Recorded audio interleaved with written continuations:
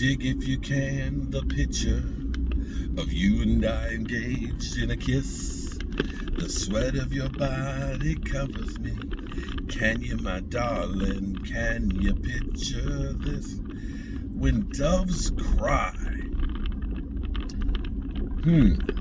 Today at Dallas Cowboys practice, we talking about practice, not a game now. We talking about practice.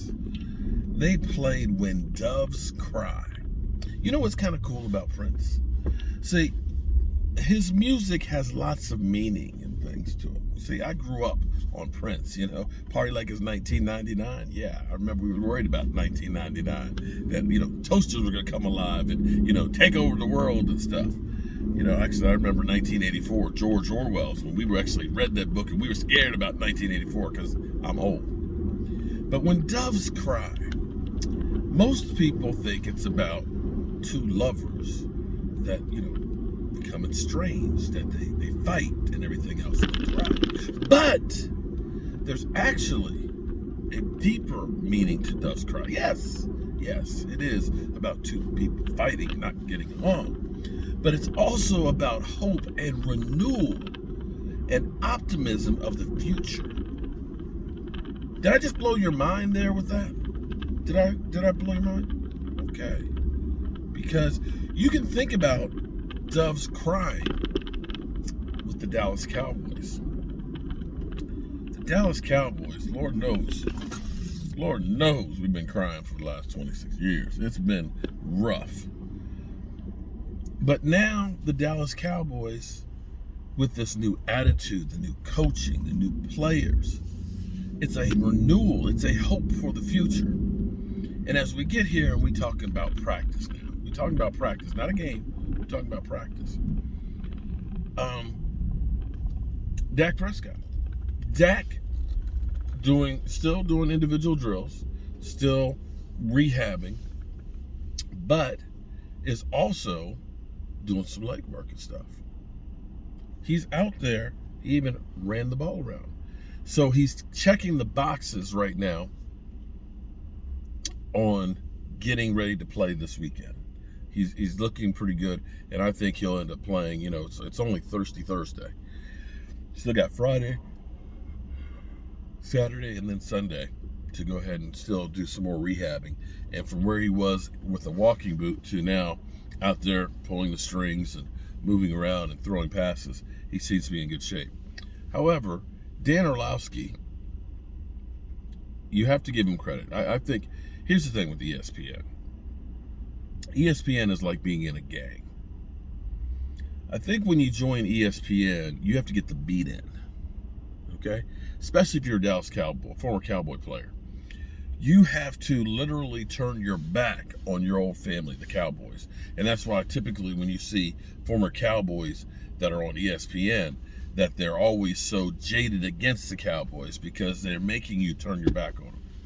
But also, too, when you're the new guy on the block, that you get your beat in because you have to look like the village idiot.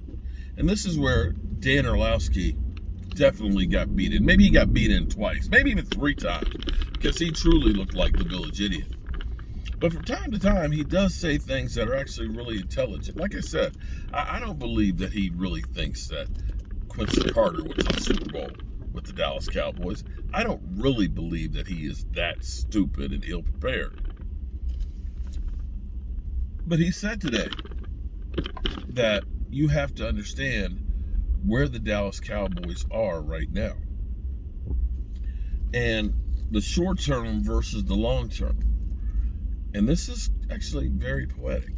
Because the thing is you could say, well, we want Dak to play this week. We know that the foot is not, or the calf is not 100%. But, we want him to play. But you've got to look at the big picture as opposed to just this one game and look at it for the whole season and see and realize that it is a long season and that this is just one game. If you go out there and you're really not ready to play and you go out there and you hurt that ankle or that calf and end up making that injury go on longer, then, well, brother, you done really messed up. And so you got to play the long game versus the short game, which is very poetic. Now, we did have a little scare. Micah Parsons was over talking to the trainers for a bit and for a few minutes, but it looks like he's okay. It sounds like he's okay, so we're okay there. Tristan Hill. This is a problem for when you miss training camp, when you're just getting back.